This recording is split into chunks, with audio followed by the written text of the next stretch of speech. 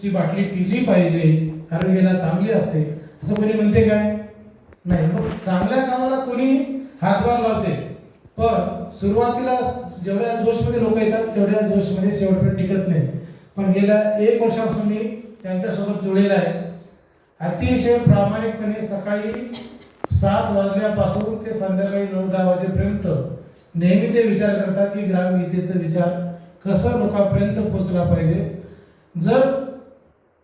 जसं स्वामी विवेकानंदांनी सांगितलेलं आहे की देशाचा पाया आणि देशाचा जवान म्हणजे फक्त या देशातला युवक आहे, तर युवकामध्ये जर ग्रामगीता रुजली तर ऑटोमॅटिक ग्रामीण भागातील विकास काही थांबणार नाही, ग्रामीण भागातला विकास हे होतच राहील. असं म्हणून या ठिकाणी तिवारीताई सुद्धा आपल्या ठिकाणी आपल्या मार्गात आले, त्यांचंही या ठिकाणी मनपूर्वक स्वागत. सोबतच बापूरावजी धोटे सर, अरे सराकडे पाहिल्यानंतर आजही मला वाटते 60-65 वर्षाचे वय असेल का नसेल?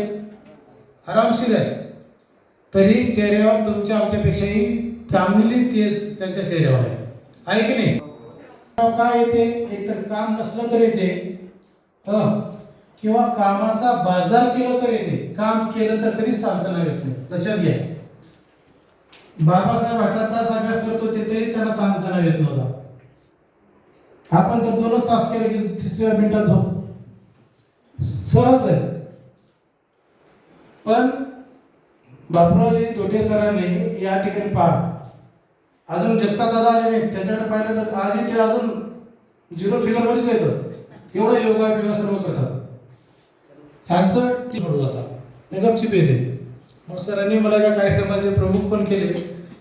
जर कोरोनाचा योग जर चांगला लागला तर तेही कार्यक्रम होऊन जाईल. या रविवारी आहे का?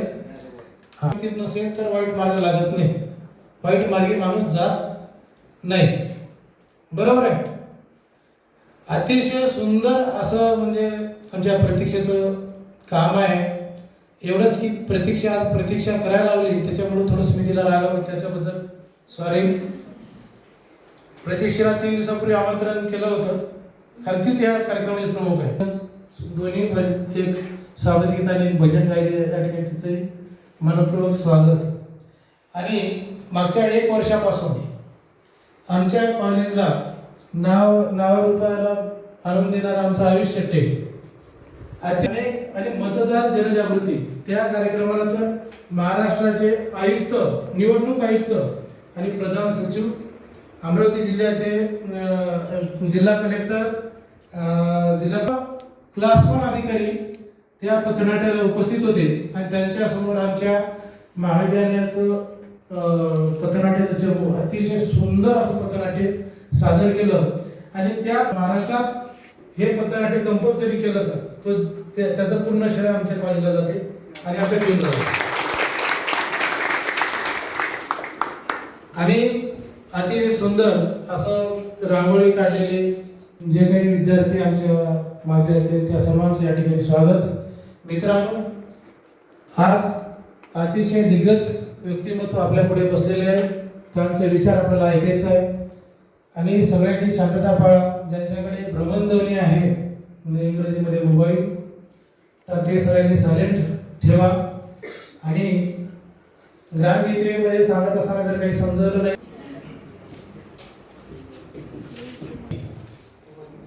ते डॉक्टर पंजाबराव देशमुख या देशाला स्वच्छतेचा संदेश दिला, तेव्हा राज्यमंत्री गाडगे बाबा, या 3ही विभूतींना मी नतमस्तक होतो. आजच्या या कार्यशाळेच्या व्यासपीठावर विराजमान असलेले आमचे सहयोगी, सहकारी आणि बंधुगत असणारे आदरणीय डांगे सर,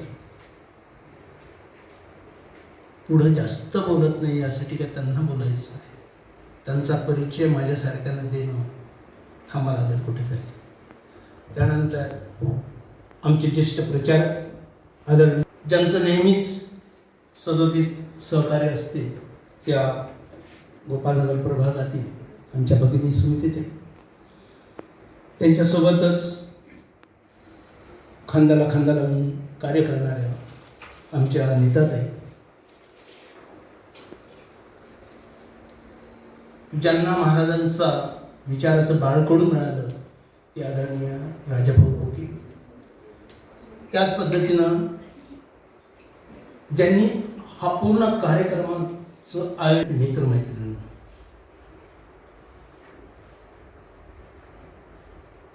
खूप टेन्शन घेऊ नका, थोडंसं मोकळं सोडा स्वतः, एकदा हसून घ्या, हसा, टाळ्यावर तरी वाजून द्या पटकन.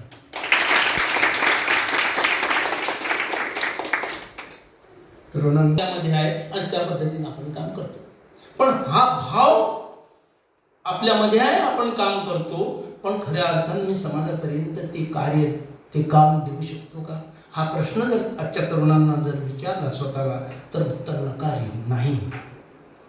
हा RTM युवा कॅडरमध्ये आपण सगळ्यांनी फॉर्म भरले, काय आहे हे सांगण्यासाठी आज मी या ठिकाणी उभा आहो की राष्ट्रसंत तुकडोजी महाराज गाडगेबाबा पंजाबराव विदर्भातली फार मोठी तीनही मोठी आहे, अमूल्य असं त्यांनी योगदान दिलं विदर्भाला.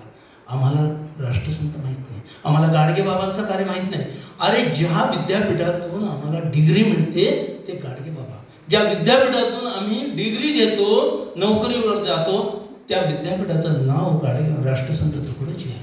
ज्यांनी आम्हाला शिक्षण शिकवलं, विदर्भात शिक्षण कशाला म्हणतात ते पंजाबराव देशमुख. या सगळ्या महान विभूतींचे आम्ही विचार विसरलेलो आहोत. आम्ही काम करून राहिलो त्यांचंच, पण आम्हाला माहीत नाही आम्ही काय करतो.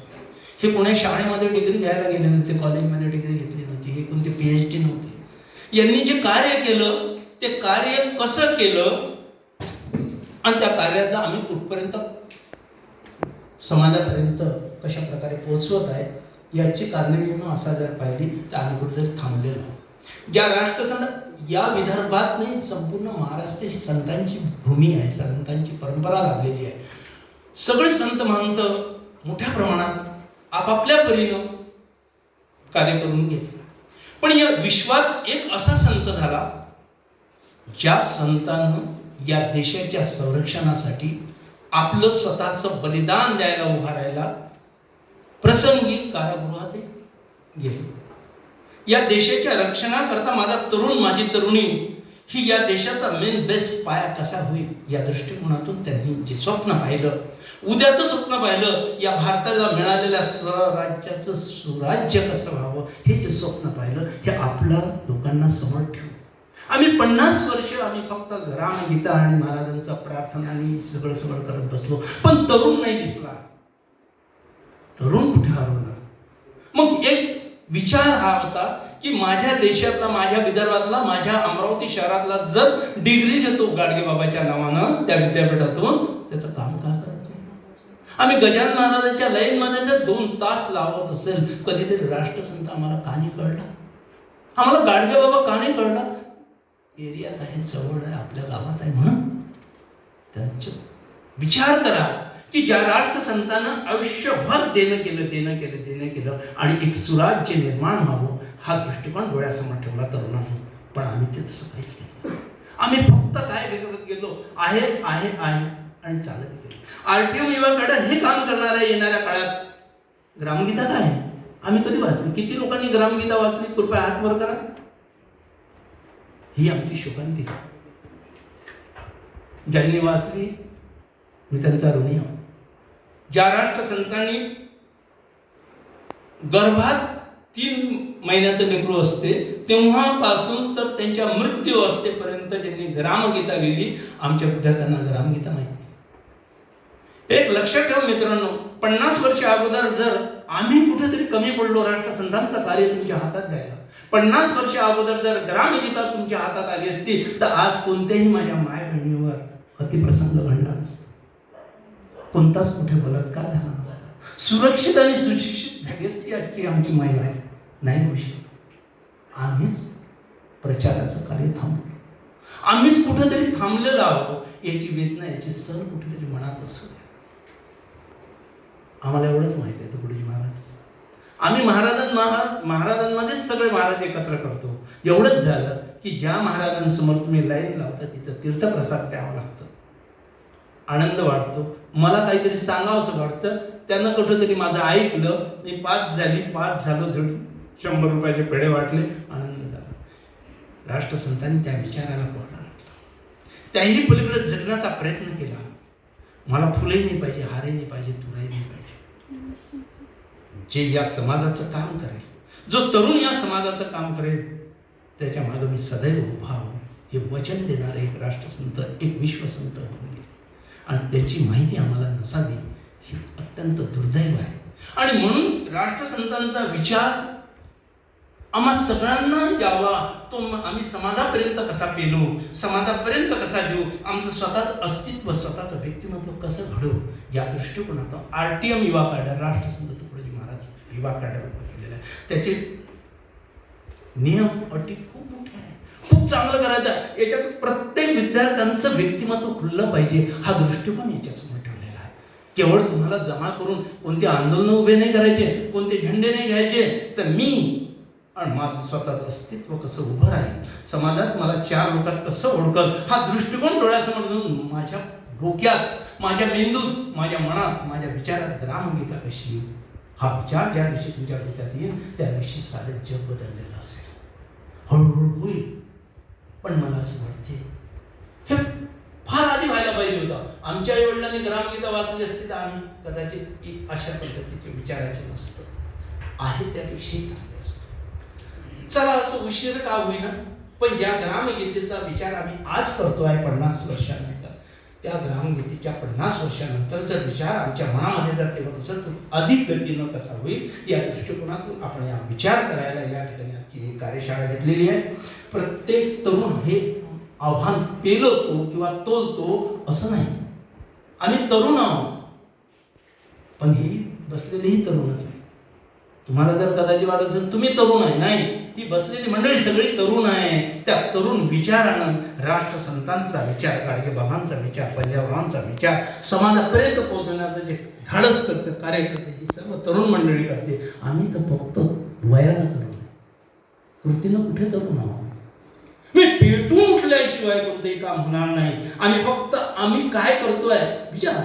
शिक्षणाची तर आमची वाट लावली हो. शिक्षण काही आम्ही जे शिक्षण घेतो हे शिक्षणच नाही. खिचडी शिजवता पाठी गेली आणि वाटी आली, काही फार काही आम्ही मिळवलं नाही. शिक्षणानं खूप काही गेलं. गाडगेबाबा राष्ट्रसंतांना कोणती डिग्री नव्हती का त्यांच्या नावानं विद्यापीठ आहे. आमच्याही वाट्याला एक विचार समाजापर्यंत पोहोचवता यावा, हा दृष्टिकोन डोक्यात जर घेतला तर खऱ्या अर्थानं आम्ही ते कार्य करू शकू.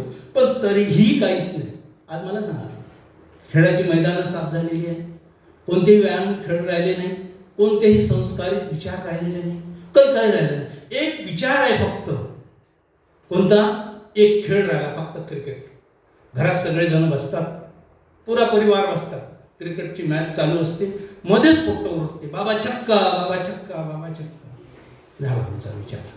आम्ही एकच ठेवलं, क्रिकेट. बाकी आम्ही सगळं संपलेलं.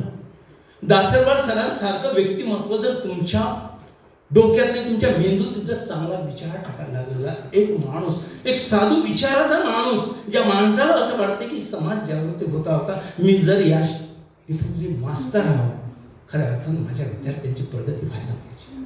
त्या प्रगतीच्या दृष्टिकोनातून त्यांची जी 1 वर्षाची जी धावपळ आहे ती खरोखर अवर्णनीय आहे. म्हणून तो चांगल्या कार्याला साथ देणं हे अतिशय महत्त्वाचं आहे. आम्ही काहीतरी कसं तरी वेगळं जगतो. आम्ही कोणत्या तरी कारणासाठी जगतो, आम्हालाही माहीत नसते आम्ही काय जगतो. जगता आम्ही ग्रॅज्युएट होतो, लेकरवाळ होतात, पोरं होते, म्हातारे होते, आणि मग आमचं सगळं संपलेलं असतं. तो विचार कुठेतरी थांबला पाहिजे. शॅम्पू वापरून गुलजार केलेली तिचे रेशमी केस आठवण्यापेक्षा आठव बेकारीने ग्रासलेली सुशिक्षित गालावरची खूण. तिच्या पाठलागात दंग होण्यापेक्षा एखाद्या क्रांतीचा अंग होता येईल तर बघ. तिच्या पाठलागात दंग होण्यापेक्षा एखाद्या क्रांतीचा अंग होता येईल तर बघ. कदाचित तू उद्या मशाल झाला तर तीही ज्योत होण्याचा सरस प्रयत्न करेल. हा विचार जोपर्यंत आमच्या तरुणांमध्ये तेवत नाही, हा विचार जोपर्यंत मनामध्ये तेवत नाही, तोपर्यंत आम्हाला ग्रामगीता काय, आमचा बाप जरी काही म्हणत असेल तर आमच्या डोक्यात बसणार नाही. म्हणून RTM युवा कॅडर, हा RTM युवा कॅडरचा अर्थच असा आहे, आपण सगळे मिळून एक महान कार्य करायला निघालो. मी आत्ताच तुम्हाला सांगितलं आरटीमी काढा म्हणजे झेंडे घेणे नाही, मोर्चे काढणे नाही, काय तर समाजात ज्या चांगल्या रूढी आहेत त्या रूढी थोड्याशा परंपरेनं जर आल्या असं त्याला बाजूला सारून मी माझ्या मुलाला, मी माझ्या विद्यार्थ्याला, मी माझ्या मित्राला, माझ्या मैत्रिणीला मी हा चांगला विचार कसा सांगू शकतो, हा विचार तुमच्या मनात तेवत ठेवण्यासाठी आरटीएम युवा कॅडरची स्थापना करण्यात आलेली. 7 कॉलेजेसमधून विद्यार्थी भरमसाठ पद्धतीनं रोज फोन करून करतात, सर माझा फॉर्म भरा, माझा स्वतःचं अस्तित्व निर्माण करण्यासाठी आरटीएम युवा कॅडरची स्थापना आहे. हे तुमच्या डोक्यात किती लोकांच्या डोक्यात आलं? मी जे बोललो ते हात वर करा पटकन. त्याच्यासाठी तू करतो का मी करतो? मी बोलून राहिलो तुमच्या कानात शिरून राहिलं का? जोरेने बोला. मग हात करून तो समोरचा करते तुम्ही करतो. किती लोकांच्या डोक्यात शिरलं मी जे बोललो? ठीक. आपल्याला काय करायचं आहे? आपल्याला आरटीओ युवा कॅडरच्या अनुषंगानं एक चांगला मजबूत ग्रुप बनवायचा आहे, जिथं माझ्या मायचं बापाचं, जिथं माझ्या कॉलेजचं नाव लौकिक होईल असं कार्य माझ्या हातून व्हावं. हा दृष्टिकोन, हा छाती ठोकपणा तुमच्यात आला पाहिजे. या दृष्टिकोना आरटीएम युवा कॅडरचं आपण काम करतोय, करूया. आपण सोबत 50 लोक जोडलेली आहे. प्रत्येक महाविद्यालयातून पहिले 20-20 लोकांची मागच्या वर्षी हे दिलेली होती. माझे आतापर्यंत 200 आर्टिकल मी दिलेले आहे व्हॉट्सअपवर. किती लोकांना माहिती आहे? जुन्यापैकी आहे का कोणी? स्टँड अप, उभा राहा. मी आतापर्यंत व्हॉट्सअपवर 200 आर्टिकल दिलेले आहे महाराजांच्या जीवन चरित्राचे, त्यांच्या कार्याचे. बस ते करण्यामागं, ते देण्यामागं उद्देश हाच होता की माझ्या विद्यार्थ्यांनी ते जास्तीत जास्त वाचावे, त्यांच्यामध्ये प्रकाश पडावा. महाराजांचं कार्य, महाराज नका समजू, एक लक्षात ठेवा, हा विश्वसंत होता. ज्या विश्वसंतानं या देशाची फाळणीतही सहभाग होता. हे महान कार्य त्यांच्या हातून घडलेलं आहे. या महान कार्यामध्ये आपण त्यांच्या कार्याला उजाळा देण्यासाठी ही आरटीएम युवा कॅडरची आपण स्थापना केलेली आहे. एवढंच म्हणतो, पुन्हा पुन्हा तेच सांगतो की जे 50 वर्ष आमच्या चूक झाली, आमच्या आई वडिलांच्या, आमच्या विचार दिशा देणाऱ्या व्यक्तींकडून, ती चूक आम्ही करणार नाही. आम्ही आता प्रत्येकाला ग्रामगीता देण्याचा प्रयत्न करू आणि त्यांचं जीवन सुरक्षित, सुशिक्षित आणि विचारवंत करण्याचा प्रयत्न करू. तेव्हा सगळ्यांनी उभं राहा. सर बंद करू. हात समोर घ्या. प्रत्येकाने हात पुढे करा. सगळे आम्ही राहायचं. हो हो सर. आणि माझ्या मागे आज ग्रामगीतेचा विचार आणि प्रचार मी माझ्या समाजात, माझ्या मित्रमैत्रिणीत, माझ्या कुटुंबात माझ्या परीनं देण्याचा प्रयत्न करेन. हा प्रयत्न माझ्या जीवनासाठी एक यशस्वी वाटचाल असेल. समाज जागृतीचं भान ठेवून ग्रामगीतेचं कार्य माझ्या हातून होणार आहे. ही माझ्यासाठी अत्यंत आनंदाची आणि गुणगौरवाची गोष्ट आहे. धन्यवाद. बसा. जोपर्यंत तुम्ही शिकायला लागणार नाही एक कसा काढते, तोपर्यंत तुम्हाला माहित नाही राहणार. हळूहळू आपण हे कार्य करत राहू. हे कार्य पुढे नेटत जाऊ. आता या पुढच्या महिन्यात, सॉरी, या 25-26ला आपण एक युवा संमेलन घेतलेलं आहे. आरटीएम युवा कॅडर काय करणार आहे तुमच्या माहितीसाठी सांगतो. तुमच्यातलं चांगलं कर्तृत्व, नेतृत्व निवडणार आहे. मग प्राध्यापकही आले, प्राचार्य आले, जे जे या कार्याला सहभाग देईल त्या कार्यांचं नेतृत्व त्या व्यक्तीला त्यांच्यापर्यंत पोहोचून देण्यात आहे. आता मला या ठिकाणी सांगितलं शेतीचा अनुभव तुमचं, ते आदरणीय सरांनी तुमचं तर खूप कौतुक असते. म्हणजे दिवसभर सरांजवळ बोललो तर माझे विद्यार्थीच बोलत राहतात. ते बाकी मला कधी कधी वाटते का दुसरं काही आहेच नाही का या माणसाजवळ. तर माझे विद्यार्थी किती चांगले आहे सांगत राहतात. आता जे पथनाट्य झालं, हे पथनाट्य ही आता सरांनी त्याचा उल्लेख केला. येत्या 25-26 तारखेला एक युवा संमेलन आपल्याला अमरावतीमध्ये घ्यायचं आहे. होऊ शकते 1 महिना पुढे जाईल, म्हणजे जानेवारीमध्ये जाईल. आपल्यामध्ये असणारा जो गट आहे, आपल्यामध्ये असणारा जो विचार आहे, आपल्यामध्ये आपली जी कला दाखवू, त्या पथनाट्याच्या द्वारे राष्ट्रसंतांचा ग्रामगीता ही समाजापर्यंत कशी पोहोचेल या दृष्टिकोनातून एखादं पथनाट्य शेट करता आलं एक 10 मिनिटाचं, तर ते फार योग्य राहील. आपल्याला जनजागृती करायची आहे आणि त्या जनजागृतीतून स्वतःचा विकास आणि स्वतःचा विचार आपल्याला समाजापर्यंत न्यायचा आहे. अशा महान कार्यासाठी आपण सगळे एक झालेलो आहोत. आजच्या या कार्यशाळेचं एकमेव जर विचार असेल तो एवढाच की आपल्याला ग्रामगीतेचा विचार समूळ मानवासाठी अगदी तंतोतंत आहे. तो विचार आपण समाजापर्यंत नेणार आहोत. या विश्वाला राष्ट्रसंतांच्या ग्रामगीतेची गरज आहे हे तुम्हाला कदाचित माहीत नसतं, तुम्हाला माहीतच नाही काय आहे. आम्ही गजानन महाराजांच्या लाईनमध्ये लागलो, आम्ही साईबाबांच्या लाईनमध्ये लागलो, आम्ही प्रत्येक ठिकाणी लागलं वाईट नाही, पण मला काय मिळालं फक्त तोच सांगू शकते ज्यानं ते अनुभवलं. हे अनुभवायचा जो विषय आहे तो अत्यंत फार वेगळा आहे. एक प्रसंग सांगतो आणि मी थांबतो. 2001 मध्ये एका व्याख्यानाला पुण्याला गेलो आणि तिथल्या एका व्यक्तीने विचारलं, सर तुम्ही भरपूर पुस्तकं लिहिली, राष्ट्रसंतांवर काय लिहिलं? त्यांच्या घरातल्या सगळ्या पोरक्या भिंती होत्या, त्याच्यावर राष्ट्रसंतांच्या विविध प्रतिमा होत्या. मी म्हटलं मला एम.ए. ला अभ्यास झाला होता फक्त एक अध्याय. सर 30 किलोमीटरवर त्यांची कर्मभूमी आहे आणि 30 किलोमीटर त्यांची जन्मभूमी आहे. तुम्ही त्या 30 किलोमीटरच्या आतमध्ये आहात, तुम्हाला राष्ट्रसंत माहीत नाही. अत्यंत वाईट वाटलं. तिकडून आल्यानंतर मी तिथे गेलो, तिथे ती सगळी परिस्थिती पाहिली आणि मला असं वाटलं महाराजांच्या कार्याचा प्रचार प्रसार, कारण तो माझ्या विद्यार्थ्यांसाठी उपयुक्त आहे. आणि म्हणून एक विचार माझ्या डोक्यात आला का तो महाराजांचा विचार आणि प्रचार प्रत्येकापर्यंत पोहोचावा. आणि म्हणून मी एक नाटक केलं. एका पहिल्या नाटकामध्ये 124 कलावंत होते आणि 1 वर्ष तब्बल त्याची प्रॅक्टिस चालू राहिली. तुम्ही मन लावून ऐकून राहिलेली आहे माझी गोष्ट. 1 वर्ष त्याची प्रॅक्टिस चालू झाली. सगळ्या अमरावती शहरातल्या सगळ्या डायरेक्टरकडे मी गेलो. माझं नाटक नापसंत केलं त्यांनी. काही 140-135 लोकांचं नाटक होऊ शकत नाही, वेळ नाही, एवढा शक्य नाही. आणि राष्ट्रसंतांच्या समाधीवर नतमस्तक झालो. हे कार्य करतोय हे माझ्या विद्यार्थ्यांसाठी, मी हे समाजासाठी करतोय, यामध्ये मला यश पाहिजे हा एक विचार घेऊन मी मोजरीहून परत आलो आणि त्या विचाराला तेवत राहिलो. 1 वर्षात नाटक उभं राहिलं. कोण्याही डायरेक्टरनं माझं नाटक घेतलं नाही, कोणीही बरं म्हटलं नाही, चांगलं म्हटलं नाही, पण मी ते करत राहिलो. पहिला प्रयोग झाला 2003ला अमरावती शहरात संत संस्कृती भवनमध्ये. आणि त्यावेळेस आता मन लावून ऐका एक महत्त्वाची गोष्ट. त्यावेळेस माझ्या मुखातून एक शब्द बाहेर पडला. तो एक होता की आता हा पहिला प्रयोग अमरावतीत होतो आहे, याचा 11वा प्रयोग राष्ट्रपती भवनात होईल, कारण महाराजांना राष्ट्रसंत उपाधी ही राष्ट्रपती भवनात मिळाली आणि म्हणून माझा 11वा प्रयोग राष्ट्रपती भवनात होईल. हे बोलण्याचं धाडस वेळेवर आलं कुठून आणि ते बोलल्या गेलो. कसं बोलल्या गेलो मला माहित नाही, पण राष्ट्रसंतांना म्हटलं हे तुझ्या तोंडून बोलून घेतलं, तुझ्या कुठून बधून घेतलं, मी नाही बोललो.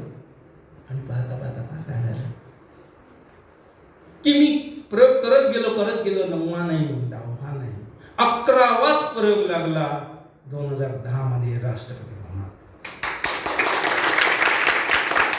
संतांनी ज्या व्यक्तीला, संतांनी तुमच्याकडे, ज्या व्यक्तीकडे, ज्या माणसाकडे, ज्या तरुणांकडे पाहिलं त्याची कृपादृष्टी जी असते ती असते. फक्त जाणून घ्या, इथं पेढे नाही, इथं दीप नाही, इथं माझ्यासाठी काहीच आणू नका, फुलं नाही, हार नाही, काहीच नाही.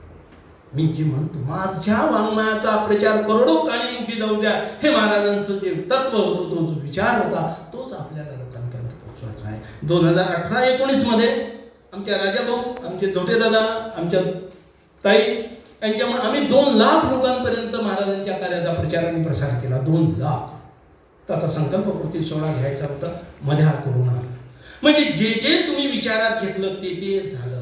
कारण तुम्ही संत म्हणता, विश्वसंत म्हणता, मामूली बात नाही आहे. आम्ही चमत्काराच्या मागे लागलो. चमत्कार होते, आमच्यातही होते चमत्कार. फक्त आपण त्या पद्धतीनं जर गेलो, त्या मार्गाने जर गेलो तर नक्कीच चमत्काराच्या पलीकडे जे जग आहे सगळंच आपल्या जवळ आहे. फक्त एकच विचार आहे, आम्हाला राष्ट्रसंतांचं वाङ्मय करोडोकानी कसं जाऊ द्या, यासाठी आपल्याला विचार करायचा आहे. एवढी वर्ष लुटून गेली, आमचं स्वातंत्र्य कुठं मिळालं, काय मिळालं, काहीच कळत नाही. तुम्हाला वाटते का तुम्ही स्वातंत्र्यात जगताय म्हणून? किती लोकांना वाटते? एक कवी असं म्हणतो की ज्वानी तरारलीन बंधन तुटून गेले, ज्वानी तरारलीन बंधन तुटून गेले, मस्तीमध्ये लाखो दिवाने मिटून गेले. 79 वर्ष झाले पाळंतीन होत नाही, दोस्ता हवी कशाला ही वांझ लोकशाही, दोस्ता हवी कशाला ही वांझ लोकशाही. ही जर अवस्था माझ्या देशाची असेल, माझ्या समाजाची असेल, तर मी काय करायला पाहिजे? ही फार अवघड गोष्ट आहे, समजून गेली. आणि म्हणून म्हणतो की आपल्या तरुणांनी, आपल्या तरुणींनी हा एक विचार समाजापर्यंत ठेवण्याची आज गरज आलेली आहे. आज आम्ही त्या विचारावर किती वेळा सांगितलं, या विचारावर आपण आलेलो आहोत की समाज जागृतीचं भान आम्हाला असायला पाहिजे. त्या समाज जागृतीचं भान ठेवण्यासाठी, हां ठीक आहे बेटा, हॅलो ओके सर आहे, तर असा एक विचार समाजापर्यंत द्यायचा. किती लोक तयार आहे या गोष्टीला? मी जे बोललो ते गुड. मी तुम्हाला सांगितलं आपल्याजवळ कोणतेही आंदोलन नाही, कोणाचे झेंडे वापरायचे नाही, झेंडे घेऊन आपल्याला आंदोलन करायचं नाही, रस्त्यात बसायचं नाही. आपल्याला काय करायचं? महाराजांच्या ग्रामगीतेचं पठण वाचन करायचं. कारण केवळ स्वतःची ज्योत लावून स्वतःचे दिवे मोजणाऱ्याचे हे जग नाही. केवळ ज्योत लावून स्वतःचे दिवे मोजणाऱ्याचे आणि त्यावर वांझोटे गीत गाणाऱ्याचं आता जग राहिलं नाही. आता मी करेल आणि मला करायचं आहे हा विचार जोपर्यंत तुमच्या मनात येणार नाही तोपर्यंत आपण तरुण नाही. म्हणून म्हटलं तरुण हे आहे ज्यांनी महाराजांचं कार्य जागृत ठेवलं, ज्यांनी राष्ट्रसंताला जागृत ठेवलं, ज्यांच्यामुळे हे समाजात कार्य उभं आहे. म्हणून ती जी 50-60 वर्षाची जी म्हातारी आपण ज्याला म्हणतो, त्या माणसांनी आपल्याकरता फार मोठा वाटा या ठिकाणी ठेवलेला आहे. म्हणून एकच विचार तुम्हाला सांगतो की लोक म्हणतात आयुष्य खूप छोटं आहे. अरे आयुष्य छोटं नाही, आम्ही ते जगण्याकरताच वेळ केलेला आहे. आम्हाला आता राष्ट्रसंत कळावावं, किती दुर्दैवाची गोष्ट आहे. करून पहा, डोळे बंद करा आणि विचार करा. एखाद्या वेळा मोजलेलं दर्शनाला जाऊन या समाधीचे पहा, तुम्हाला काय समाधान वाटते. फार वेगळं जग आहे. पण आम्ही ते ₹1.25 पेढेत आणि त्या उत्पत्तीतच आम्ही अडकलेलो आहोत. कोणत्या देवानं तुम्हाला कोणता नवस जर पास केलं असताना हे जग आज मंगळवार त्याच्या पलीकडे गेलं असतं. म्हणून विचार करा, तुम्ही सगळे विचार करणारी मंडळी आहे. सामाजिक कार्यात तुमचं योगदान आहे, तेव्हा हा एक विचार तुमच्या सगळ्या मनात तेवढ ठेवा. हा विचार मी तुमच्यासमोर ठेवतो आणि शेवटी एवढंच सांगतो का येणाऱ्या काळामध्ये सोबत राहा. या सोबतीनं आपण एखादं महान कार्य करता येईल. तुमची प्रत्येकाची प्रतिमा समाजासमोर उभी राहील. हा या विचारासाठी RTM युवा कॅडर काम करणार आहे. आपण आमच्या सोबतीला आहे. इथे कोणताही नीच नाही, लहान नाही, मोठा नाही, कोणताही भाव नाही. आम्ही सगळे एक आहोत. एका विचारानं आम्ही येणाऱ्या काळात चालणार आहोत. ही अपेक्षा तुमच्याकडून करतो आहे. RTM युवा कॅडरमध्ये ज्या लोकांनी जो फॉर्म भरला त्यांचं मनपूर्वक स्वागत करतो आहे. ही जी 2 विद्यार्थिनी आहे ही मला अटॅचमेंट आहे, तुम्हाला ती अटॅचमेंट राहील. जर येता आलं तर दर रविवारला आपण विद्यार्थ्यांसाठी सत्संग सुरू केलेला आहे. आदरणीय डांगे सर 5 देशाशी संपर्क साधतात, हप्त्यातून 2दा. त्यांचा प्राणायामावर अभ्यास आहे. 1 तासाचा सत्संग असतो. किती? 1 तासात. 1 तासामध्ये तुम्हाला सगळं विविधांगी सगळं पाहायला मिळेल. तुम्ही अरे हे तर आपण मंदिरात जाऊनही ते प्रेम तो तसं भेटत नाही, तिथं सगळं पाहायला मिळतं. तर हा 4 हप्ते आता या रविवारपासून 4 हप्ते फक्त तो सत्संग चालणार आहे. तो ध्यान सत्संग आहे, पण 1च तासाचा आहे. तिथे 5 मिनिट लेट झालं तर काही उपयोगाचं नाही. म्हणून ज्यांना तो लाभ घेता येते असं घ्या. हळूहळू आपण एकमेकाच्या विचाराशी जोड काहीही आपण कार्यक्रम घेऊ. त्या अनुषंगाने आता या व्यासपीठावर कमी माणसं आहे, जी जाणकार मंडळी आहे, त्यांच्यासोबत चर्चा झाल्यानंतर तुम्हाला राष्ट्रसंतांचं कार्य करायला लागेल. आणि अशा पद्धतीने आपण मिळून हे कार्य सोबत राहून हे कार्य करू. आपण सोबत राहा एक अशी अपेक्षा करतो गुरुदेव चरणी. आणि मी माझ्या शब्दाला विराम देतो. धन्यवाद.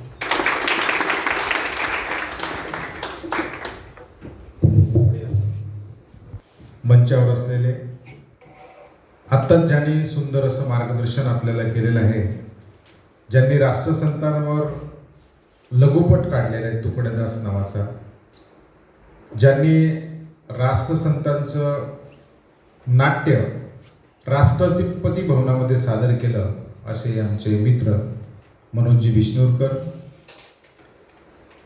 त्यांच्याच बाजूला ज्या बसल्या होत्या आमच्या गोपालनगर प्रभागाच्या प्रथम नागरिक नगरसेविका, आपल्या माध्यमातून नगरसेविका पदाच्या माध्यमातून विविध लोकांची ज्या सेवा करतायत, गीतेचे गाढे अभ्यासक आमचे धोटेदार, ज्यांनी आम्हाला या ठिकाणी निमंत्रित केलं आणि वेळोवेळी मान सन्मान देतात, ज्यांच्या कार्याचा उल्लेख NSSच्या माध्यमातून या कॉलेजच्या माध्यमातून सर्वत्र आहे असे राजकुमार दासरवाड सर आणि दोन्ही प्रतिनिधी या ठिकाणी प्रतीक्षा आणि आयुष. सर्वप्रथम मी या सगळ्यांचं आपल्या सगळ्यांचं स्वागत करतो, आपलं अभिनंदन करतो, कारण या ठिकाणी जे आम्हाला तुम्ही आतिथ्य केलं एंट्री बसून, राईट फ्रॉम एंट्री या ठिकाणी आल्यावर आतिथ्य म्हणजे अतिथी देवो भव खऱ्या अर्थाने. मला खूप इथली पद्धती जी आहे, बऱ्याच कॉलेजला आम्ही जातो पण या कॉलेजला आल्यावर जे स्वागत ज्या पद्धतीने करतं, खऱ्या अर्थाने पाणी काळा देणे, बसवणे, ह्या सगळ्या गोष्टी ज्या आहे ना, हे खरोखरच कौतुकास्पद आहे. आणि एंट्री जी स्वागताची पद्धत आहे, तुम्ही आल्यावर औक्षण करणे, सुंदर पद्धतीने रांगोळी टाकणे, एंट्रीच्या वेळेस म्युझिक काय वेगवेगळे वाद्य नाही का, आणि सुंदर संचलन, कोण तेजस्विनी आणि काय मयुरी, खूप सुंदर संचलन, आणि प्रतीक्षाने सुंदर पद्धतीने स्वागत गीत, राष्ट्रसंतांचं भजन आणि आपल्या सर्वांच्या टाळ्या ह्या नक्कीच आम्हाला एनकरेज करतात. एक चांगलं वलय, एक चांगलं आभा नक्कीच या सगळ्या वातावरणामध्ये तयार असतात, कारण दीज आर द व्हेव्ज, ह्या लहरी असतात आणि ह्या लहरी स्पंदन ज्याला म्हणतो आपण, आशीर्वाद घेणे, शुभेच्छा देणे, हे कधीही स्पंदन निर्माण करतात, व्हेव्ज निर्माण करतात. आणि ह्या स्पंदनं, ह्या व्हेव्ज माणसामध्ये पॉझिटिव्ह केमिकल्स निर्माण करतात आणि ही पॉझिटिव्ह केमिकल्समुळं एक उत्साह, ऊर्जा त्यामध्ये नक्की भरत असतात. आणि मित्र, आज खरंच तुम्ही भाग्यवान आहे की RTM कॅडर या कार्यशाळेप्रसंगी तुम्ही सगळे उपस्थित आहात आणि हे ज्ञानार्जन याच्यामधून बरेच चांगल्या गोष्टी तुम्हाला नक्कीच मिळणार आहे.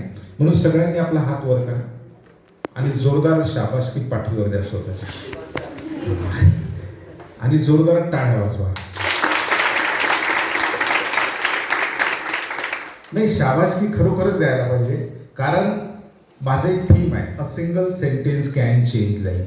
एक विचार सुद्धा माणसाचं आयुष्य बदलू शकतो. Only one thoughts is sufficient to change your life. Definitely या अर्ध्या तासामधून तुम्हाला कदाचित जास्त नाही आवडणार, पण 4-5 वाक्य जरी आवडले, पण ते इथं नाही लागले पाहिजे, इथे लिहिले पाहिजे. सकाळी उठल्याबरोबर व्हॉट्सअप सुरू असते नाही का, त्याच्यात खूप सुंदर मेसेज असतात, इतके सुंदर मेसेज असतं, ते राग बाजूला, कराग्रे वस्ती लक्ष्मध्ये करमध्ये सरस्वती करमुरे तू गोविंदम प्रभाते गर्दर्शनम, ते बाजूला झाला आणि मोबाईल तो हातात आला आणि मोबाईल मधून खूप सुंदर मेसेज घेतो आपण, पण चेंज होते का माणसा नाही. सगळे विचार ते इथे लागतात, सगळे विचार इथे लागतात, एकही विचाराने चेंज नाही होत. ज्या दिवशी विचार हा हार्टला टच करेल, ज्या दिवशी विचार तुमच्या मनाला आणि हृदयाला स्पर्श करेल, त्या दिवशी परिवर्तनाची क्रिया सुरू होईल, त्या दिवशी बदलाची प्रक्रिया सुरू होईल. आणि म्हणून मी कुठेही गेल्यावर एक्सपेक्टेशन समोरच्या स्टुडंटकडून कमीत कमी एवढे ठेवतो की ऐकताना बीइंग अ लिसनर, एक श्रवण भक्ता म्हणून तुम्ही ऐकत असताना be in the present tense. पहिला मुद्दा, वर्तमानात राहा. पण आपण वर्तमानात राहत नसतो, कुठे असतो जास्ती असतं, यस, भूतकाळात किंवा भविष्यकाळात. पास नाही होत, एक तर भूतकाळात किंवा भविष्यकाळात. भूतकाळात म्हणजे कोणाचं घरून निघताना भांडण झालं असेल तर पूर्ण तेच डोक्यात असतं, किंवा मित्राशी वाद झाला असेल तर ते डोक्यात असतं, किंवा काही घटना घडल्या असेल ते डोक्यात असतं. आणि इथून भविष्याच्या म्हणजे गाडी किती वाजता आहे माझी, घड्याळ पाहणं सुरू होते नाही का, इतके वाजता जायचं तितके, म्हणजे मनुष्यामध्ये बऱ्याच ही सायकॉलॉजी कमी काळ वर्तमानात राहतो आणि जास्तीत जास्त काळ तो भूतकाळात आणि भविष्यात. या बेंचवर बसलेला त्याला वाटते, पण तो इथं शारीरिक दृष्ट्या असतो, पण जास्तीत जास्त कुठं असतो, त्याच्या डोक्याचे नेट, SMS, इंटरनेट सगळे कंटिन्यू सुरू असतं. तो एक तर भूतकाळात असतो किंवा भविष्यकाळात. त्याला समाधान आहे फक्त की मी इथे आहे त्याला. आणि म्हणून मंदिरामध्ये मित्र घंटी तेवढ्याच करताय. कशा करता घंटी आहे? मंदिरात घंटी आहे ना, कशा करताय? यस, ती घंटी वाजवली. ती घंटी तुमचं चित्त जागेवर नसते. चित्त कुठं असते? चपलीत. ती घंटी तुम्हाला सांगते की बी इन द प्रेझेंट. बाप्पा आता तू तरी तुझं चित्त जागेवर. ती मूर्ती तुम्हाला सांगते, ती घंटी. त्या घंटी वाजवल्याबरोबर त्या लहरी वेव्स तयार होतात, त्या मस्तिष्कामध्ये जातात आणि त्या मस्तिष्कामध्ये गेल्यावर तुम्ही वर्तमानात येतात. चित्त तुमचं जागेवर येतं, चपलीतलं चित्त निघते आणि मूर्ती समोर येते. तर सेम मित्र, या लिसनिंग प्रोसेसमध्ये अत्यंत महत्वाचं आहे वर्तमानात राहणं. कारण आपण जास्तीत जास्त वर्तमानात राहत नाही. लिसनिंग प्रक्रिया ही कोणतंही जर चांगलं गेन करायचं असेल, चांगलं सार्थक करायचं असेल तर नक्की आपण वर्तमानात राहायला पाहिजे, पहिला मुद्दा. दुसरं, गर्वहीन राहायला पाहिजे. There should not be ego. हे सांगून राहिले, हे तर मला युट्यूबवर सगळं भेटेल, हे तर सगळं मला माहीतच आहे. हा अहंकार ज्या दिवशी असेल त्याला मला सांगा, ह्या बॉटलमध्ये, या बॉटलमध्ये पाणी कधी भरता येईल? हे फुल भरलेले आहे तर भरता येईल का? कधी करावं लागेल? यस, खाली करणार तेव्हाच भरता येईल. म्हणून थोडंसं अहंकार रहित राहायला पाहिजे. आपलं डोकं भरून नाही घेतलं पाहिजे, थोडं खाली ठेवलं पाहिजे की जेणेकरून काही नवीन विचार, नवीन गोष्टी त्याच्यामध्ये आपल्याला भरता येईल, टाकता येईल. ओके. आणि नकारात्मक नाही राहायला पाहिजे. नकारात्मक म्हणजे काय? निगेटिव्ह नसलं पाहिजे. ऐकताना जर तुम्ही निगेटिव्ह असेल, कितीही सुंदर बोलू द्या, कितीही आम्ही चांगले सुंदर सांगू द्या, हे फिल्टर जर नकारात्मक बसवलेलं असेल नाही तर कंपायलर, कॉम्प्युटरच्या भाषेमध्ये कंपायलर जर निगेटिव्ह असेल तर काहीही निष्पत्ती नाही होत. दिवसभर वर्कशॉप घेतलं तरी नळी फुटले, सोनारे इकडून तिकडून, बस तसं फरक. मित्र, मी एक थोडंसं उदाहरण सांगेल आणि तुम्हाला अधिक क्लिअरिटी. एक महाराज असतात, ते महाराज 100 लोकांना रामायण समजावून सांगतात 7 दिवस. किती दिवस? 7व्या दिवशी प्रश्न विचारतात. जसं दासरवाड सर तुम्हाला वर्षभर शिकवतात आणि शेवटी परीक्षा घेतात, नाही का? मधामध्ये टेस्ट सुद्धा घेतात, की that is the process for evaluation. ती मूल्यमापनाची एक टूल्स आहे आणि परीक्षा टूल्स असल्यामुळं विद्यार्थ्यांनी किती गेन केलं हे ते मोजत असतात. तसंच महाराज मोजतात की या मी 7 दिवस या सगळ्यांवर मेहनत घेतली, किती गेन झाले हे पाहायचं असते महाराजांना. मग महाराज काय करत असेल? एक प्रश्न उत्तर विचारतात. प्रश्न उत्तर विचार. कोणता प्रश्न विचारला असेल रामायण झाल्यावर? रामाची सीता कोण होती? ते जुने झाले प्रश्न. नवीन प्रश्न विचारतो. नवीन प्रश्न असा विचारतो, भाऊ तुम्ही 7 दिवस गणपतीच्या कानाने, मोठ्या कानाने रामायण ऐकलं म्हणते, मला एका प्रश्नाचं उत्तर द्या म्हणते. सीता रामासोबत वनवासात का गेली म्हणे, असं महाराजांनी विचारलं. मस्त. एक ज्याने मोठ्या कानाने सकारात्मकतेने ऐकलेलं असतं तो उभा राहतो आणि म्हणतो, महाराज म्हणे सीतेला आपली ड्युटी, माझा धर्म काय, माझा ड्युटी काय हे तिला समजलं आणि त्याच्यामुळं ती आपल्या पतीचं प्रोटेक्शन, आपल्या पतीचं संरक्षण हा माझा पहिला धर्म आहे. म्हणून राजपाट वैभव सोडून ती पतीच्या प्रोटेक्शन करता स्वतः सोबत गेली धर्म म्हणून. तिच्यावर तसे संस्कार होते आणि महाराजांना खूप आवडलं ते. बरोबर आहे की राईट, त्यांनी सकारात्मकतेने ऐकलं आणि महाराज. पण त्याच्यात एक जण उभा राहते, होट म्हणे महाराज असं नाही म्हणे. काय झालं म्हणे?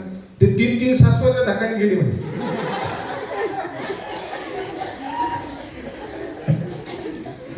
मित्र, रामायण तेच, ग्रंथ तोच, सांगणारा संत तोच, ग्रंथ तोच, संत तोच, पंथ तोच, मंत्र तोच.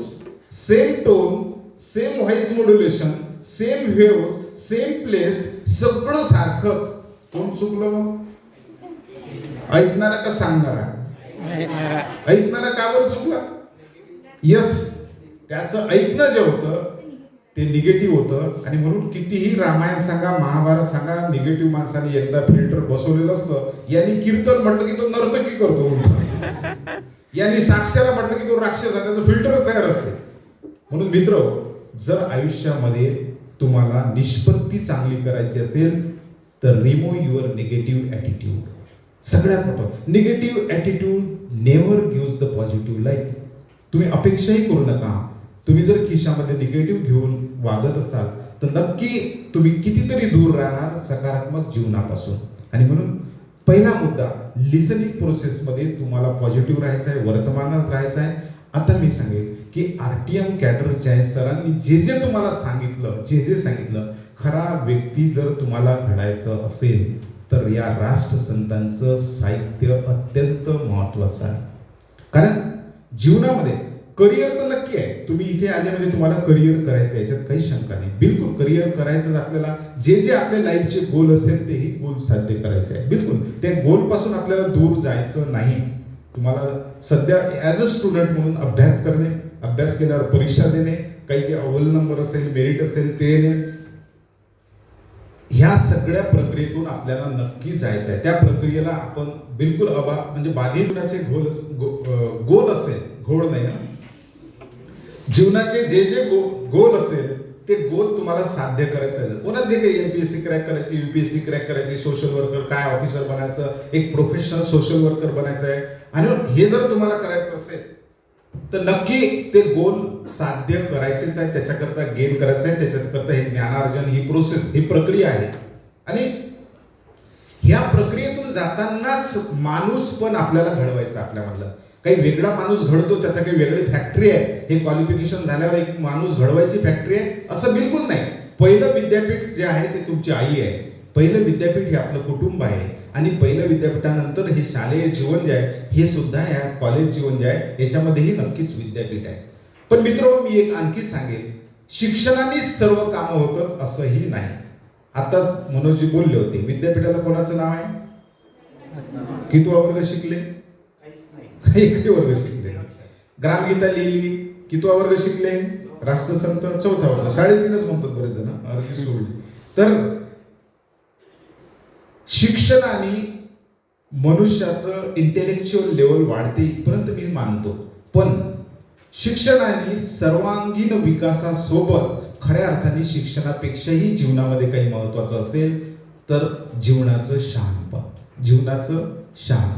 जीवनाचं शहाणपण ज्यांना समजलं तो यशस्वी जीवनामध्ये नक्की होतो. सगळेच क्वालिफाईड लोक यशस्वी होतात असं बिलकुल नाही. मी 9 डिग्र्या घेतलेल्या आहे. किती? 9. मी 3 ग्रॅज्युएशन आणि 5 पोस्ट ग्रॅज्युएशन माझ्याकडे, LLM, LLB आणि PhD इथं सुरू आहे. तर मला एक त्याच्यातून कळलं, फक्त पुस्तकातून तुमची इंटेलेक्च्युअल लेवल, त्या क्षेत्राचं ज्ञान तुमचं नक्की वाढू शकतं, पण जीवनाचं शहाणपण वाढेल. एक छोटंसं उदाहरण मी देणार. एका मुलाने समजा MPSC कडे डेप्टी कलेक्टर झाला, मान्य, बिलकुल झाला, मान्य, व्हेरी गुड, कॉंग्रॅच्युलेशन. पण तो MPSC मेरिट आलेला व्यक्ती बाजारात झाल्यावर दासरवाड सर पहिले टमाटे घेतो आणि नंतर त्याच्यावर आलू टाकतो. बरोबर आहे? बाजारात जाताना पहिले काय घेतो, नंतर काय करतो, घरापर्यंत जाईपर्यंत सूप झाल्याशिवाय राहणार नाही. टमाट्याचा सूप झाल्याशिवाय राहणार नाही. पहा मित्र, हे फक्त त्याचं जे शैक्षणिक क्वालिफिकेशन होतं, शैक्षणिक क्रायटेरिया तो त्यांनी पूर्ण केला. पण जीवनाचं शहाणपण आलं का त्याला? जीवनाचं शहाणपण काय की पहिले आलू घ्या नंतर टमाटे घ्या, नाही का? बेसिक गोष्ट आहे. अशा बऱ्याच गोष्टी आहेत, त्या जीवनाचं शहाणपण अत्यंत महत्वाचं आहे. आणि जीवनाचं शहाणपण तुम्हाला कुठं भेटत असेल तर या संतांच्या वाङ्मयामध्ये भेटते, राष्ट्रसंतांच्या ग्रामगीतेमध्ये भेटते. आणि म्हणून जीवनात एक तरी संत आला पाहिजे, एक तरी ग्रंथ आला पाहिजे, एक तरी मंत्र आला पाहिजे, एक तरी पंथ आला पाहिजे. पंथ म्हणजे जसं आर्ट ऑफ लिव्हिंग आहे, वेगवेगळे असे पंथ वेगळे. एक तरी संत आला पाहिजे, कारण त्याचं वाङ्मय, त्याचे विचार नक्की. आता याच्या भजनातून खूप सुंदर मेसेज आपल्याला आहे. कोणाची संगती घडव? सज्जनांची. सत्संगती सदा घडो, सुजन वाक्य कानी पडो. जसा संग तसा रंग. ज्या पद्धतीत जसं इनपुट तुम्ही इकडे देणार या प्रोसेसरला, त्या पद्धतीने तुम्ही घडणार. तुम्ही इनपुट जर इथं रॉंग दिलं तर कधीही अपेक्षा करू नका आउटपुट चांगलं राईट निघेल. जसं इनपुट देणार तुम्ही, इट्स अ नॅचरल फिनॉमिना. हे काही मी वेगळं सांगतो असं नाही. जे इनपुट तुम्ही देणार त्याचं आउटकम येणार. आणि आउटकम जर तुम्हाला स्वतःचं रिझल्ट ओरिएंटेड, तुम्हाला असं वाटलं पाहिजे की आय शुड फील प्राऊड, मला स्वतःचा अभिमान वाटला पाहिजे, स्वतःचा स्वाभिमान वाटला पाहिजे, असं मी व्यक्तित्व झालं पाहिजे. माझ्या आईवडिलांनाही प्राऊड झालं पाहिजे की हा माझा मुलगा आहे आणि मला खरंच प्राऊड आहे, असं जर तुम्हाला वाटत असेल तर शिक्षणासोबत माणुसकीची प्रक्रिया, मानवाची प्रक्रिया आपल्यामध्ये सोबतच सुरू ठेवा. नक्की मित्र, तुमच्यामध्ये एक चांगल्या व्यक्तित्वाचं दर्शन झाल्याशिवाय राहणार नाही. चांगल्या व्यक्तित्वाचं दर्शन. आणि ते राष्ट्रसंतांची ही ग्रामगीता अत्यंत क्रांती करू शकते. आता राष्ट्रसंतांवर गाडी अभ्यासक आहे, पण त्या ग्रामगीतेमध्ये इतके सुंदर संदेश दिलेले आहे. कम्युनिकेशन स्किल जे आता इथं लिहिलेलं आहे, आपली भाषा हृदयाची भाषा, नाही का, जे कम्युनिकेशन स्किल, माणसाचं संवाद कौशल्य कसं असलं पाहिजे, ते ग्रामगीतेत तुम्हाला सुंदर पद्धतीने पाहायला भेटेल.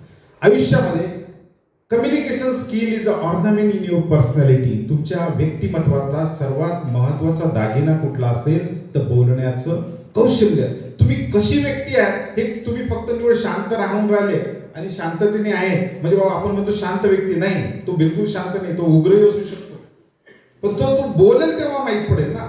जो तेव्हा अव्यक्त स्वरूप त्याचं व्यक्त होईल तेव्हा तुम्हाला माहीत पडेल. आणि मित्र, त्या ग्रामगीतेमध्ये संवाद कौशल्य, संघटन कौशल्य, लीडरशिप स्किल काय असल्या पाहिजे आणि समाज कार्यकर्त्याला लीडरशिप स्किल ह्या असल्याच पाहिजे. Leaders means not only a political leader, तो म्हणजे राजकीय नेताच नाही, हा नेता समाजामध्ये असतो, कुटुंबामध्ये असतो.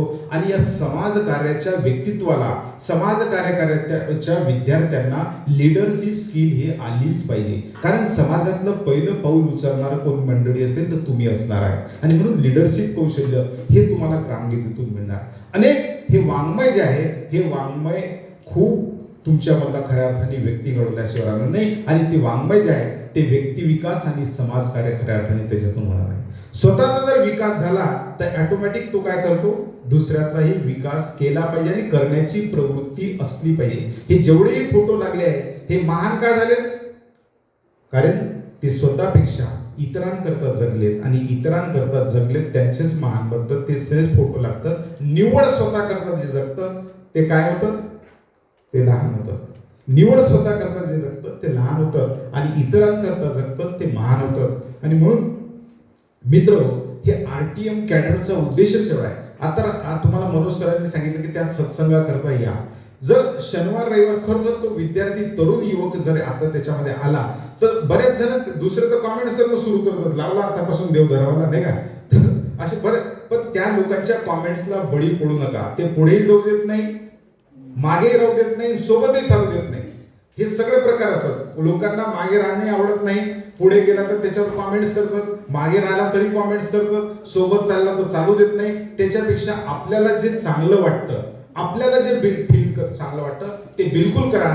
जो तुमच्यावर टीका करत होता तो एक दिवस तुमच्याकरता टाळी वाजवल्याशिवाय राहणार नाही. आणि म्हणून ही व्यक्ती घडण्याची प्रोसेस ही राष्ट्रसंतांच्या वाङ्मयामधून होऊ शकतं. आणि तुम्हाला प्राऊड वाटेल, तुमच्या आईवडिलांना प्राऊड वाटेल, अभिमान वाटेल नक्की. आणि म्हणून या आरटीएम कॅडरमध्ये तुम्ही आलात, तुमचं मी खूप खूप अभिनंदन करतो. खूप खूप अभिनंदन केलं पाहिजे आणि अभिनंदनासोबत कार्य करावं. लाख बोल घेऊन एकच कर्तबगार भला, ज्ञान से काम नहीं होता उसे जीवन में उतारना होता है.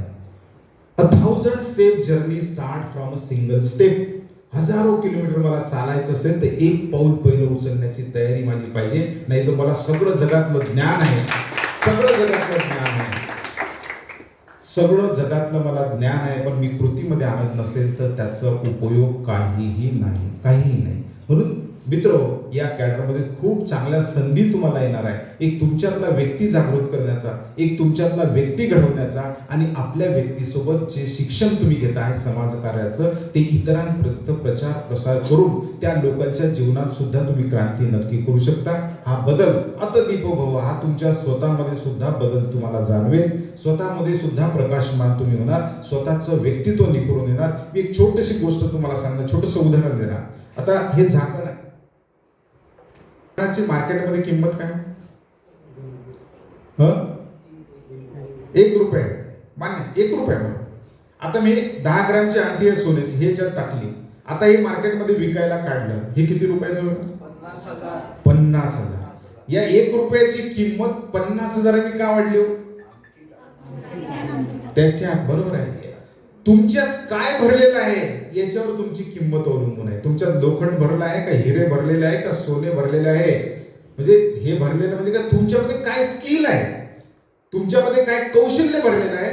माणूस सगळ्यांना हार्डवेअर सारखंच आहे. 130 कोटी जनतेला मुक बांधव सोड. आजचा अपंग दिन आहे, माहिती आहे का सगळ्यांना? आज जागतिक अपंग दिन आहे. त्या सगळ्या अपंग बांधवांना आपण शुभेच्छा दिल्या पाहिजे. त्यांना जिथे जिथे त्यांचे राईट्स आहेत, त्यांच्या हक्काकरता आपलं समाज कार्यकर्ता म्हणून काही मदत करता येईल का, त्यांना काही आणखी मदत करता येईल का, हा सुद्धा आपण नक्की. तर ही किंमत मला वाटते सगळ्यांना हार्डवेअर सारखं आहे. आणि या बाकी नॉर्मल जनतेचा जर विचार केला तर हार्डवेअर सारखं असून किंमत मात्र सगळ्यांना सारखी आहे का? नाही.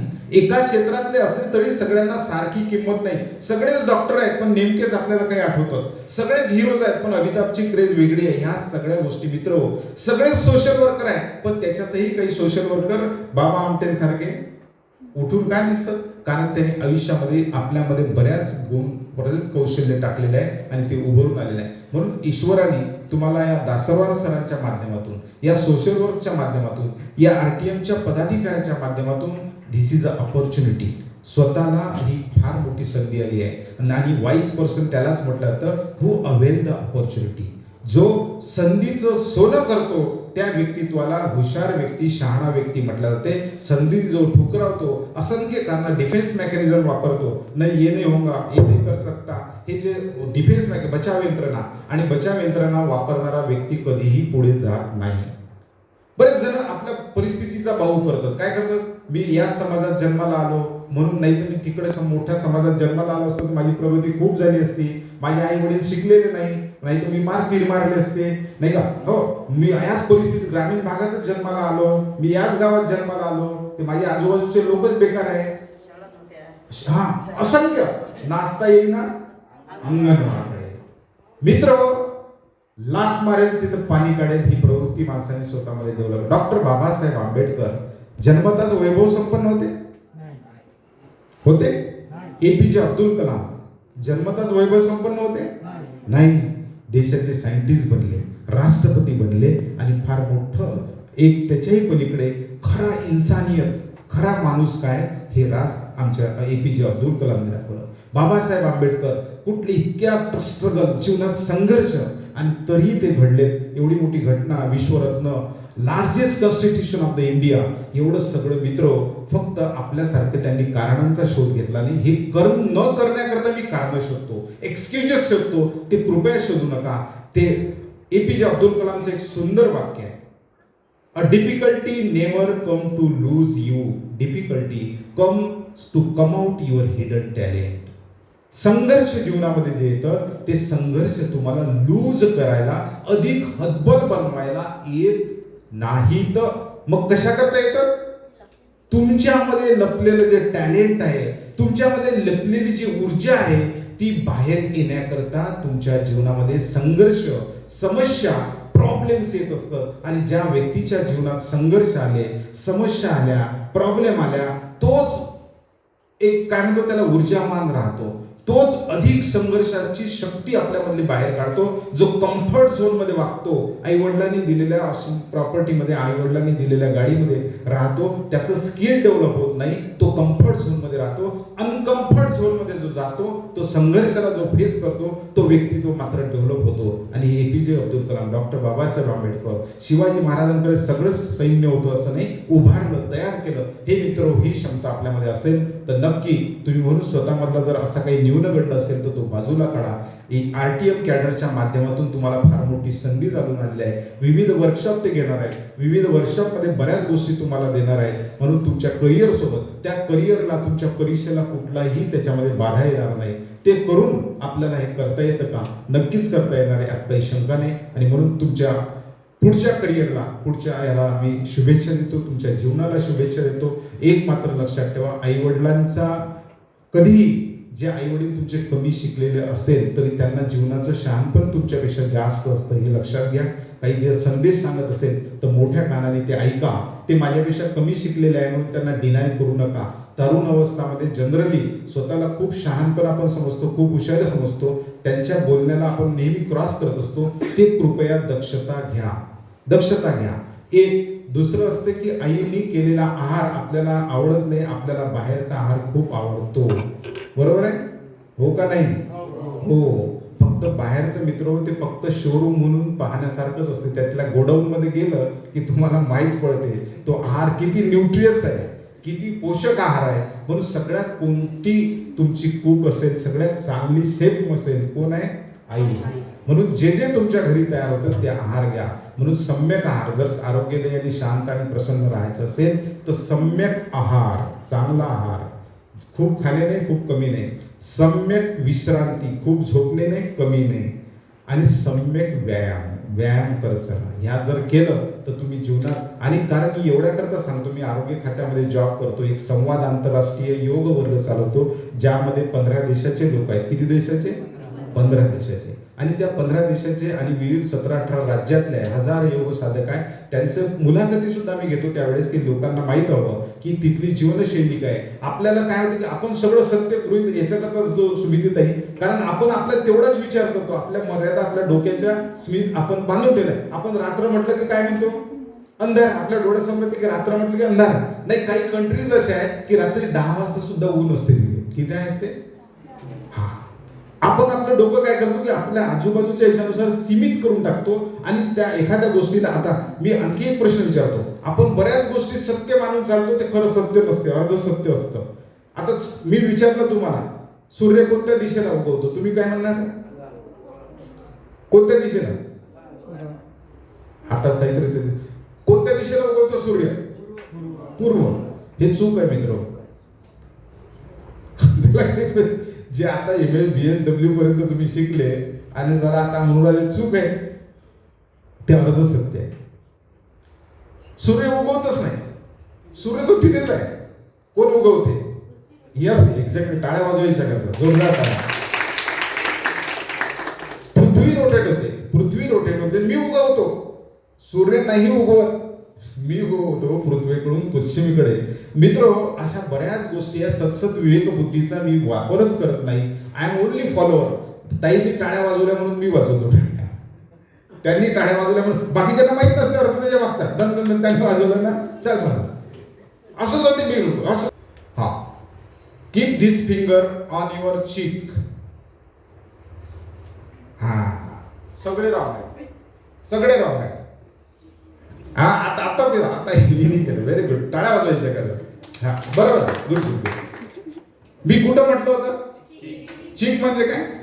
हा, आणि मी मात्र नाकावर ठेवलं. सगळ्यांनी नाकावर ठेवलं.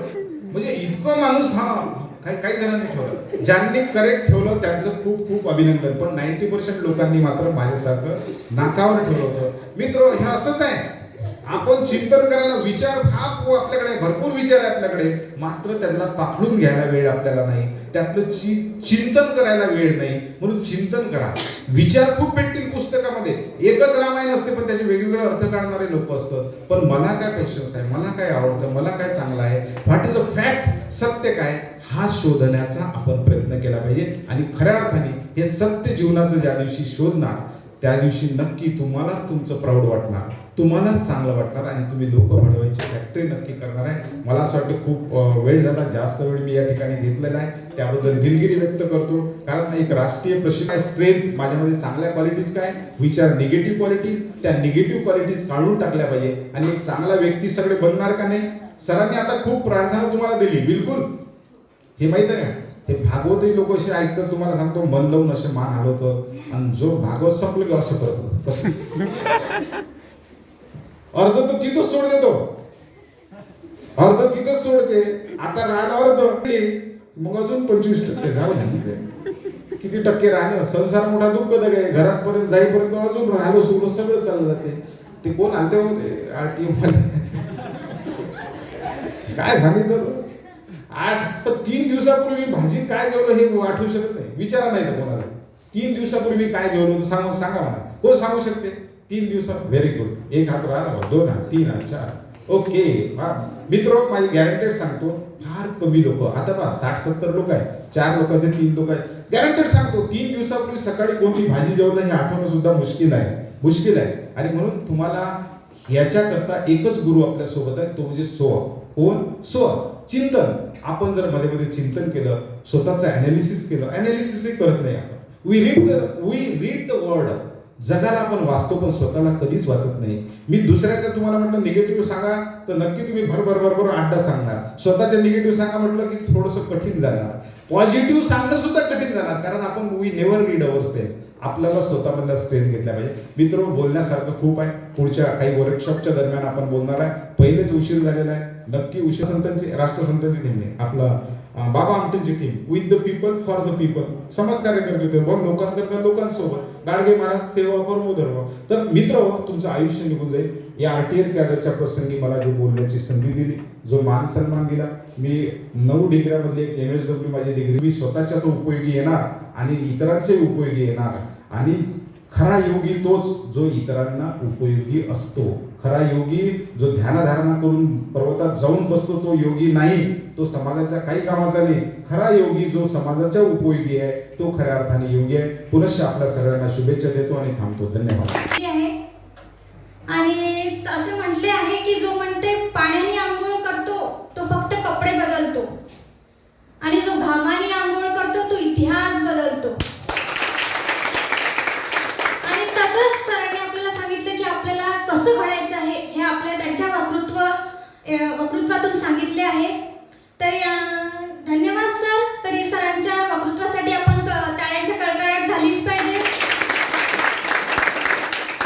आणि यानंतर आपल्या कार्यक्रमाला लाभलेले माननीय प्राचार्य माननीय बापूरावजी धोटे ज्येष्ठ प्राचार्य हे आपल्याला मार्गदर्शन करणार अशी विनंती.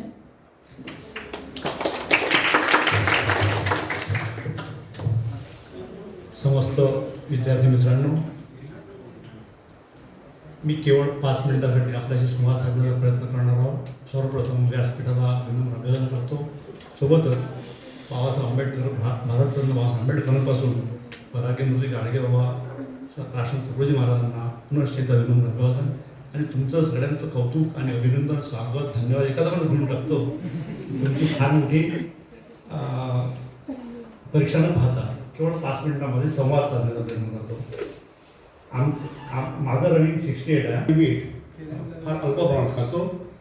आता सर सुपर स्पेशालिटीला अधीक्षक म्हणून काम करत आहेत. फार सगळ्या क्षेत्रात त्यांचा अभ्यास खूप आहे. म्हणून आपण सर्वांनी जशी आज ग्रामीण शपथ घेतली असं सर्वांनी मीठ आणि साखर, तुम्ही मला ग्रामीणच्या मीठी साखरेचं कुठं काय जरूर आहे. म्हणजे चूक छोटीशी असते, नुकसान खूप मोठं करते.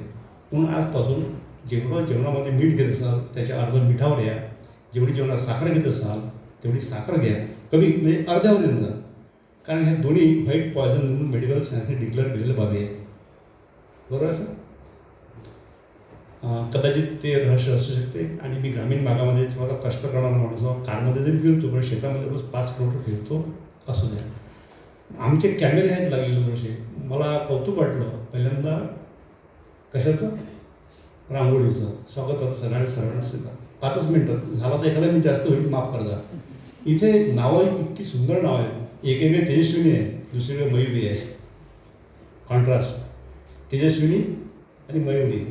दुसरीकडे प्रतीक्षा आहे. सगळ्यांचं झालं का समालोचन? आवडली, सगळ्यांच्या हॉबीज आवडल्यात, आयडिया आवडल्या. तेजस्विनीची एक गोष्ट आवडली मला. माझं वाचन थोडंसं सरांपेक्षा कमीच आहे, पण वाचनातून काय काय मिळतं आपल्याला. आपण वदरवीर होतो, मान्य आहे. डॉक्टर भाऊसाहेबांचं आत्मचरित्र पण वाचलं, एखादं पुस्तक छोटंसं नसं वाचलं. वाचलं ना तू? बरं. भाऊसाहेबांना पुण्यामध्ये, सर भाऊसाहेब मला पुण्यामध्ये प्रश्न केला की कहा म्हणे तुमच्या विदर्भाची महिला सुद्धा बोलताना म्हणे मी जातो, मी येतो, मी करतो. माझा कॅमेरा म्हणजे माझं सगळं लक्ष संचलन चालू होतं. दोघींचे अशी धरसोड सुरू होती, थोडीशी चालते आहे. तेजस्वीने कमीत कमी 5 ते 7 वेळा करतो म्हटलं, करते नाही. नंतर ती सावरली. हा आमचा बाणा आहे, वैदर्भीय ठसका आहे. भाऊसाहेबांना जेव्हा प्रश्न विचारला पुणे लोकांनी, तुमच्याकडे बायासुद्धा म्हणजे माणसाकडे बोलतात, म्हणजे येतो जातो. तर भाऊसाहेबांनी काय उत्तर दिलं? हा म्हणे आमच्याकडची बाई आहे म्हणे, ती अशी ठमकेबाज आहे म्हणे, माणसासारखीच आहे म्हणे. फार मोठा आशय आहे. बरं कळलं असेल, जास्त लांबवत नाही, कारण आपण सगळे जाणकार आहात. दुसरा प्रश्न, अच्युत महाराजांचं नाव ऐकलं आपण?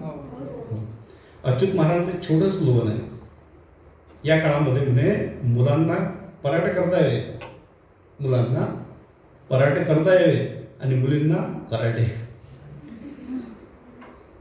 म्हणजे गमक जरी असलं तरी आशय किती आहे. अरे हॉटेलमध्ये काहीच नाही भेटणार आहे तर घरी 2 पराठे थापता आले पाहिजे ना, मेथचा डबा आला नाही तर. अशिक्षित स्वयंपाक करून खाई, ग्रामगीतेतली ओढ आहे. सुशिक्षित चने फाकीत राही. कारण करता येत नाही म्हणून स्वावलंबी. म्हणून मुलींना कराटे आणि मुलांना पराठे अवांतर भाषणाला क्रम देतो. आणि केवळ अँड्रॉइड सगळ्यांकडे आहे. आणि आता पुस्तकात ठेवायची गरज नाही, नुसतं ग्रामगीता जरी म्हटली अशी, बरोबर आहे, यूट्यूबवर येऊन जाते. आणि मुलींकरता 20वा अध्याय महिलोन्नती आणि मुलांकरता 19वा अध्याय जीवन शिक्षण.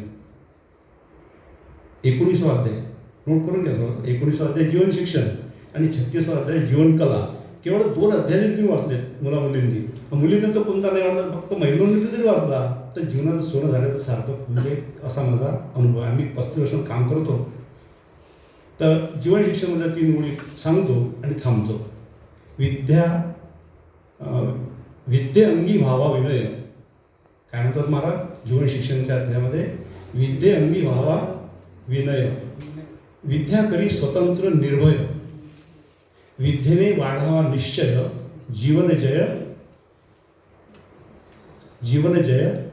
तू मुवमेंट केली म्हणून तुझ्याकडे बोट टाकलं करावया.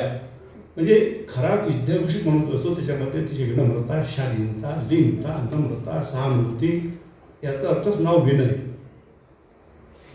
जी हॉट टेम्पर्ड लोक असतात ना त्यांना विद्या तो कितीही PhD काही जरी असला तर त्याला खरी विद्या त्याच्या अंगात मुरलीच नाही असं ते साबित होते. म्हणून विद्यांगी व्हावा विनय, विद्या करी स्वतंत्र निर्भय, विद्येने वाढावा निश्चय, जीवन जय करावया. दुसऱ्या ओळीमध्ये आहे याचसाठी शिक्षण घेणे, जीवन जगता यावे सुंदरपणे. जीवन जगता यावे अब्रूची हिंड. काय शिक्षण कामाचे? म्हणजे ज्या शिक्षणाने आमचा विद्यार्थी किंवा विद्यार्थिनी हतबल होऊन, कमकुवत होऊन, वैचारिकदृष्ट्या, शारीरिकदृष्ट्या असा जर नकारावली जात असेल तर त्या शिक्षणाला शिक्षण म्हणू नये. एवढ्या मोठ्या पद्धतीचा सकारात्मक भाव वंदनीय महाराजांनी आपल्या ग्रामगीतेच्या प्रत्येक अध्यायामध्ये, शब्दांमध्ये, कवनांमध्ये लिहिलेला आहे. म्हणून एवढंच विनंती करतो की आपण किंवा RTM कॅडरची सगळी मंडळी रोज 5 वेळ का होईना, 10 वेळ का होईना, पण अभ्यासपूर्ण पद्धतीने, पोथी म्हणून नाही. आणि पोथी म्हणायची असेल तर ती जीवनाची पोथी आहे, त्याला मनोगाठ बांधून आपण कामाला लागावं, जेणेकरून आपला मानसिक विकास होईल, आपण समाजाच्या जवळ जाऊ, आपल्यामधल्या ज्या काही उणिवा असतील त्या निघून जातील आणि समाजापुढे आपला एक आदर्श राहील. एवढं बोलून थांबतो. धन्यवाद. जय गुरु. नीताताई तिवारी मॅम बोलतील अशी मी त्यांना विनंती करते. हिंदी, मराठी,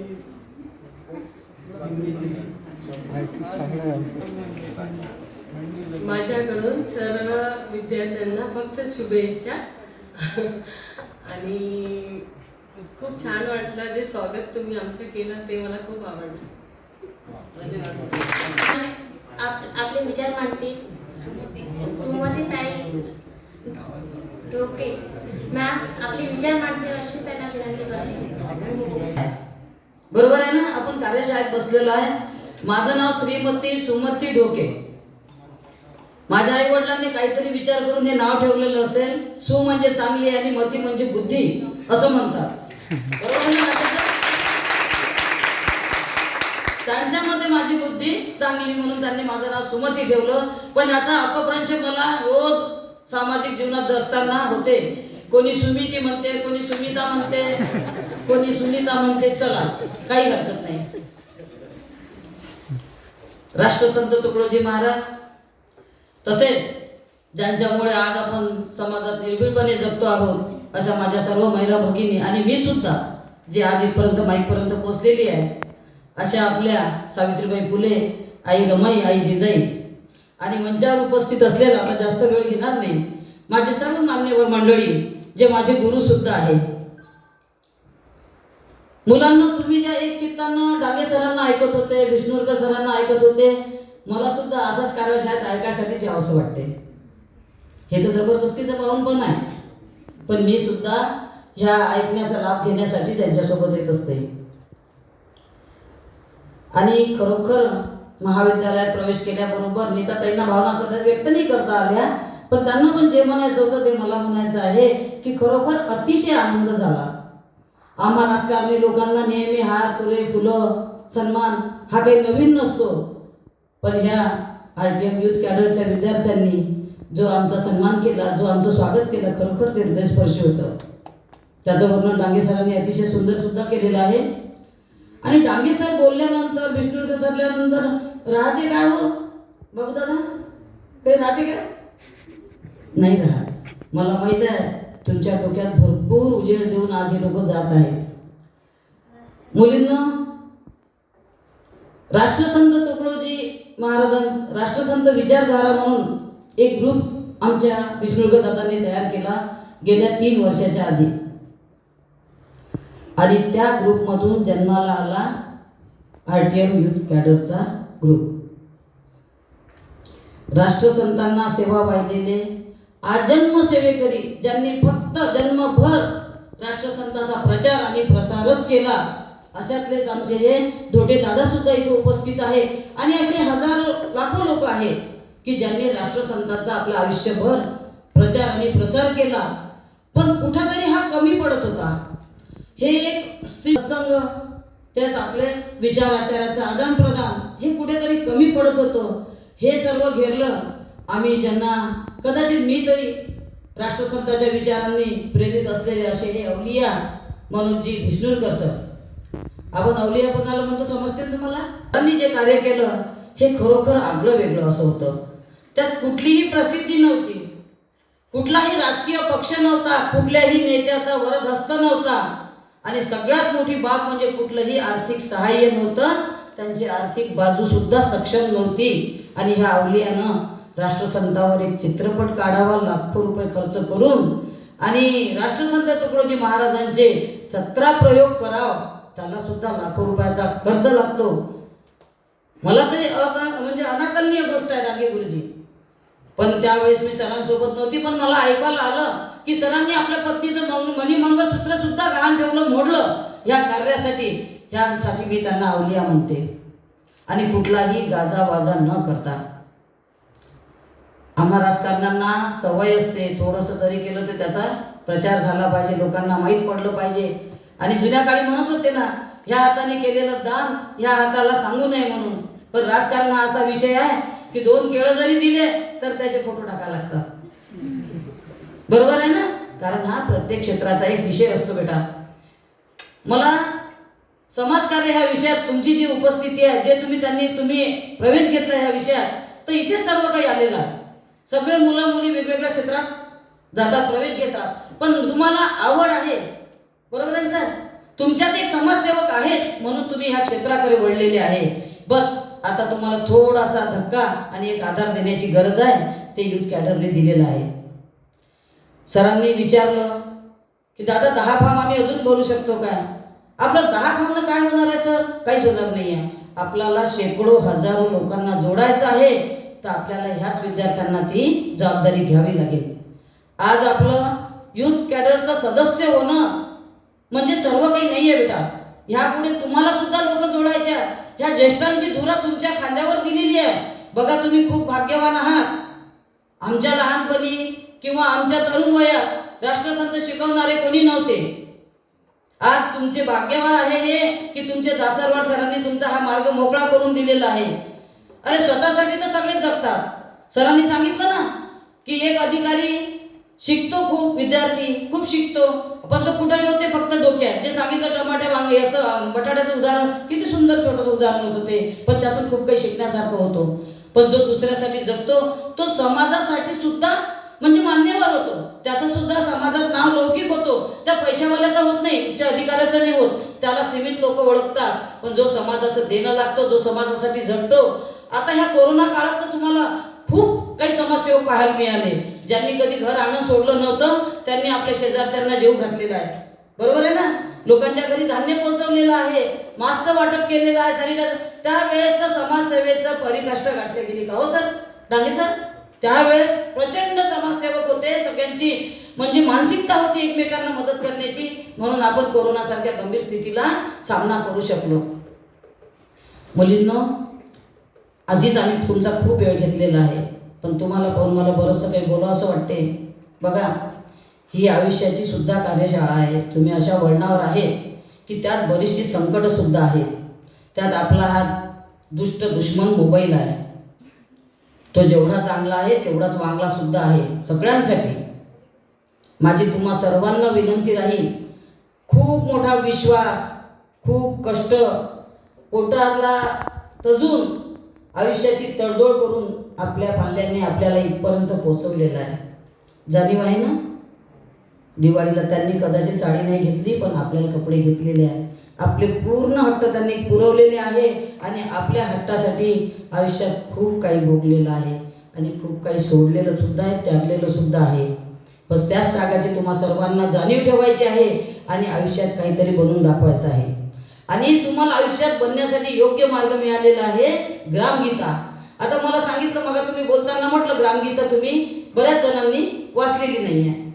पण तुम्हाला माहिती आहे, तुम्ही कितीही डिग्र्या घेतल्या, कितीही शिकल्या, पण तरी ग्रामगीता जोपर्यंत तुम्ही वाचणार नाही तोपर्यंत त्याचं मला तरी असं वाटते की आपल्यातलं आयुष्य, आपल्यातला व्यक्ती पूर्णत्वात जाणार नाही.